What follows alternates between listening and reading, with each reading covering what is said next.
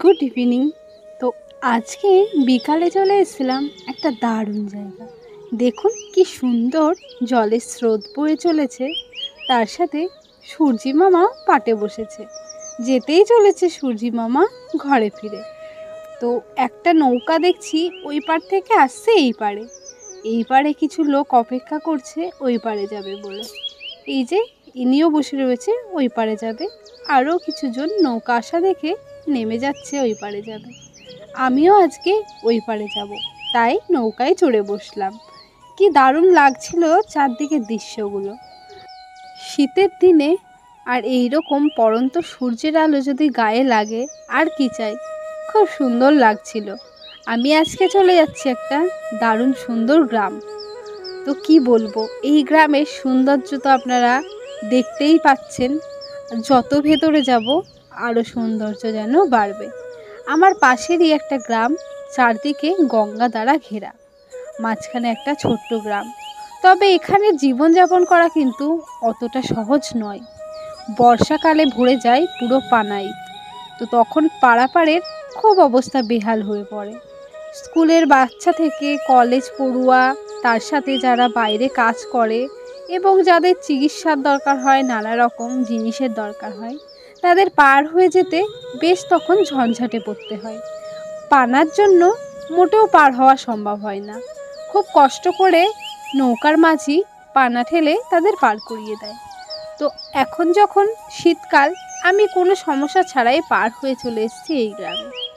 দেখতেই পাচ্ছেন গ্রামে প্রবেশ করতেই চারদিকে কত সুন্দর গাছপালা, কি মনোরম দৃশ্য।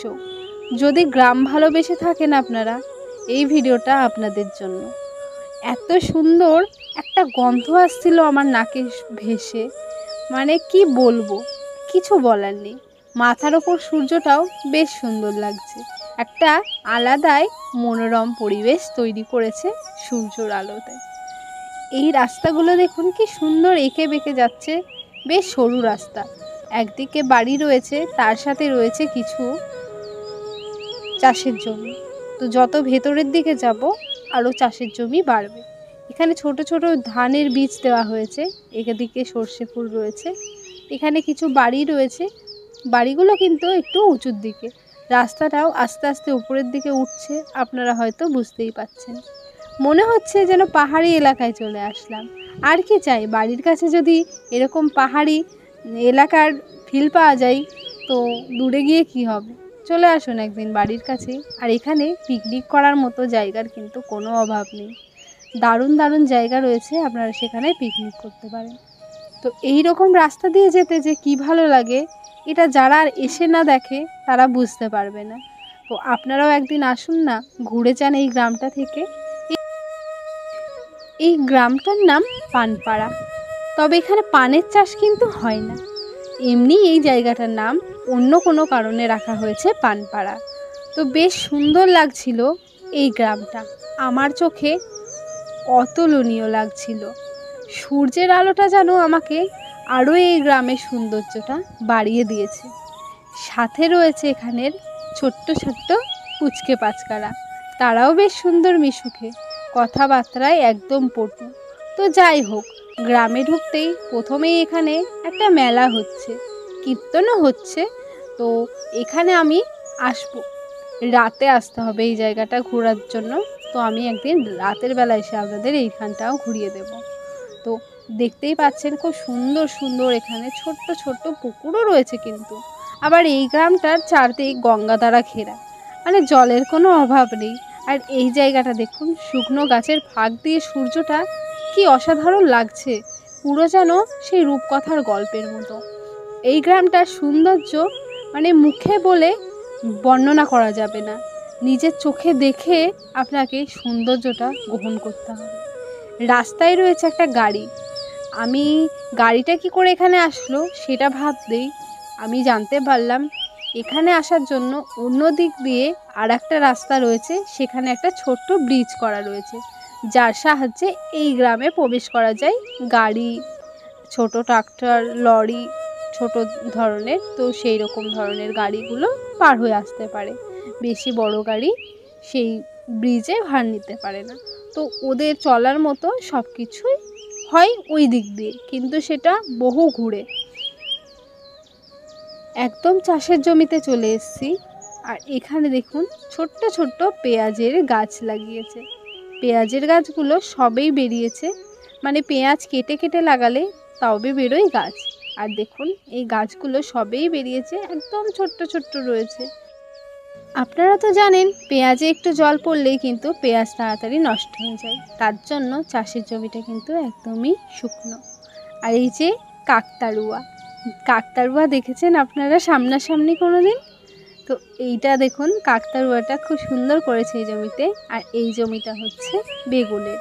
তো বেগুনের জমিতে বেশ সুন্দর সুন্দর ছোট ছোট বেগুন হয়েছে, তার সাথে কিছু গাছে ফুল এসছে।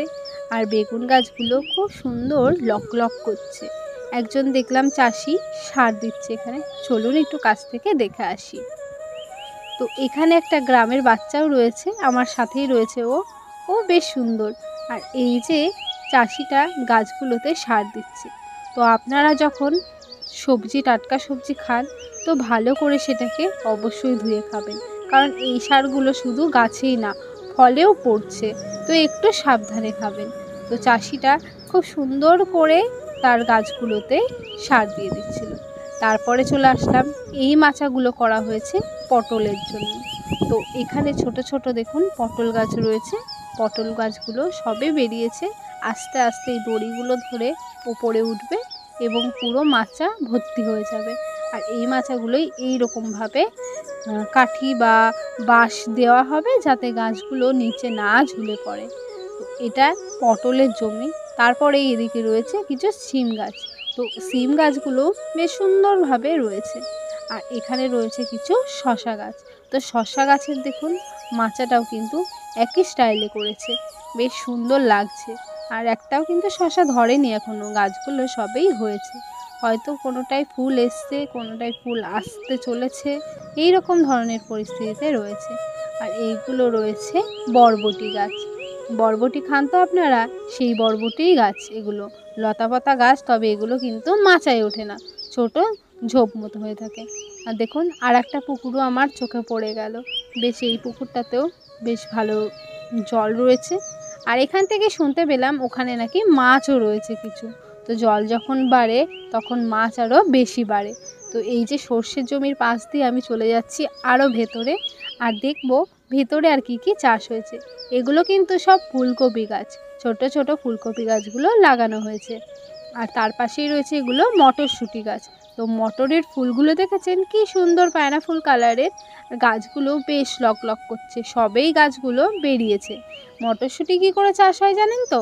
যে মটরগুলো আপনারা খান সেই মটরগুলোকে জলে একদিন মতো ভিজিয়ে রেখে তারপরে সেগুলোকে ছড়িয়ে দেওয়া হয়, আর সেই থেকেই গাছ বেরিয়ে যায়।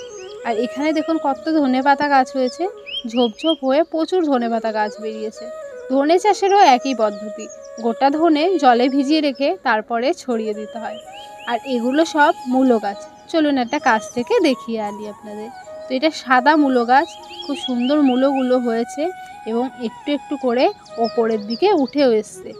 পুরো জমিটা একদম সবুজ হয়ে রয়েছে, বেশ সুন্দর লাগছে। নিচগুলোর দিকে তাকালে সাদা মূলো, আর ওপরের দিকে তাকালে একদম সবুজ। তো চলুন পাশের জমিতে কিছু পেঁয়াজ হয়েছে ওগুলো দেখি। এই যে দেখুন পেঁয়াজের একটা কলিও কিন্তু বেরিয়েছে, ছোট্ট কলি, আপনারা বুঝতে পারছেন নিশ্চয়ই।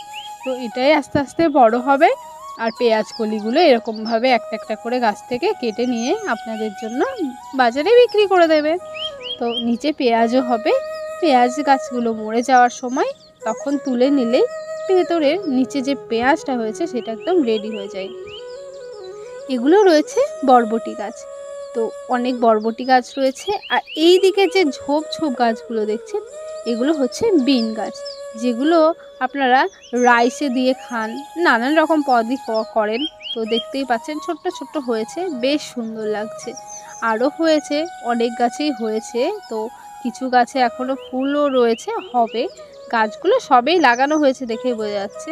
আর এই সাদা ফুলটা এটা হচ্ছে মূলোর ফুল, এগুলো মূলোর জমি। আর এটা হচ্ছে লাল মূলোর জমি, দেখে বুঝতে পাচ্ছেন ডালপালাগুলো একটু লালচে টাইপের, এটা হচ্ছে লাল মূলো।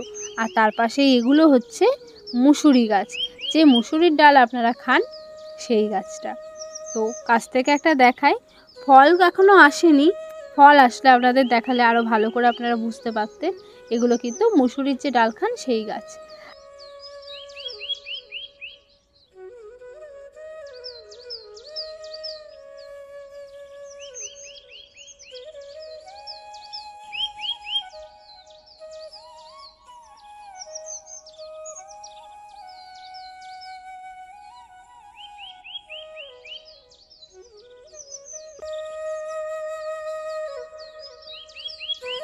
এগুলো হচ্ছে পালং শাক গাছ।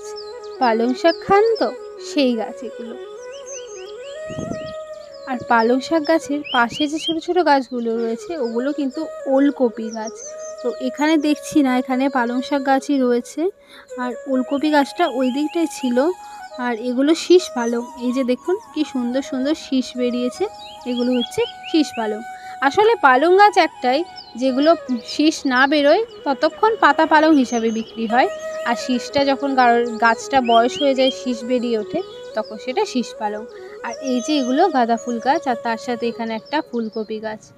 দেখুন কি সুন্দর, এটা ফুলকপিরই জমি, আরও ফুলকপি গাছ আছে এখানে। সব গাছগুলোই সবে সবে হয়েছে, ছোট্ট ছোট্ট ফুলকপি এসছে, দেখছেন তো কত সুন্দর ফুলকপি গাছ। গ্রামের বাচ্চাগুলো দৌড়াদৌড়ি করছে, আর আমার জন্য দেখুন হাতে করে ওরা ফুলও নিয়ে এসছে। ওরাও কিন্তু একটা টাইমে আমাকে খুব ভালোবেসে ফেলেছে, ঠিক একটুখানি দেখাতেই। গ্রামের বাচ্চা তো খুবই সাদাসিধে হয়। আর এই যে দেখুন, এইটা হচ্ছে সিম গাছ ছিল, ফুল আর তার সিমগুলো আপনাদের দেখিয়েছি। আর এই যে সাদা বেগুন, যেগুলো সরস্বতী পুজোর সময় আপনারা বাজারে খুব দেখতে পাবেন, তো সেই জন্য সাদা বেগুনও চাষ করেছে। আর এখানে রয়েছে রক্তগাঁদা, হলুদ গাঁদা, আর তার সাথে কমলা গাঁদাটা।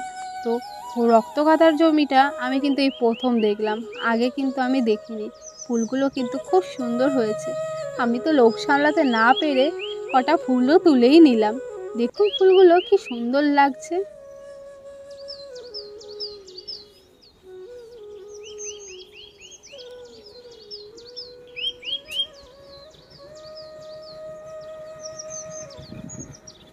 মাঠের পর মাঠ, জমির পর জমি, শুধুই ফসল, তার সাথে খোলা আকাশ আর পাখিদের ডাক।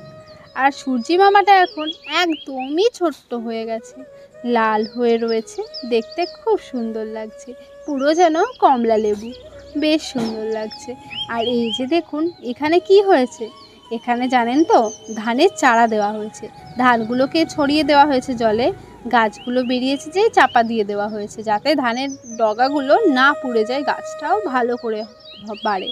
আর আগেরটা বড় ধান গাছ ছিল, আর এইগুলো হচ্ছে বাঁধাকপির জমি। আর এই যে কুয়াশা পড়ছে শীতের দিনে, এইটার জন্য কিন্তু কচি পাতা বা কচি কোনো গাছ হলে সেটা পুড়ে পুড়ে যায়, সেই জন্যই ওই ধান গাছগুলো চাপা দেওয়া ছিল। তো দেখতে পাচ্ছেন এখানে খুব সুন্দর সুন্দর বাঁধাকপি ধরে রয়েছে, আর এখানে হনুমান মশাই বসে বসে বাঁধাকপি খাচ্ছে, বেশ সুন্দর দৃশ্য ছিল বলুন এটা। আর এখানে দেখুন লাল শাকের চাষ হয়েছে, মাঠ বরাবর পুরো লাল শাক, আর এখানে মটরশুঁটি, নানান ধরনের সবজি মানে মিক্সিং করে এই জমিতে চাষ করা হয়েছে। জলও দেওয়া হয়েছে, কিছু কিছু জায়গা ভিজা, কিছু কিছু জায়গা আবার শুকনো। এগুলো হচ্ছে ছোট্ট ছোট্ট বেগুন গাছ। আজকের মতো এই গ্রামটা ঘোরা আমার একদম কমপ্লিট হয়ে গেছে। কেমন লাগলো গ্রামটা ঘুরে আপনাদের অবশ্যই জানাবেন। তো ভালো থাকবেন সবাই, সুস্থ থাকবেন। এই শীতের দিনে গ্রামে আপনাদের স্বাগত। তো আজকের মতো এখানেই ভিডিওটা আমার শেষ করলাম।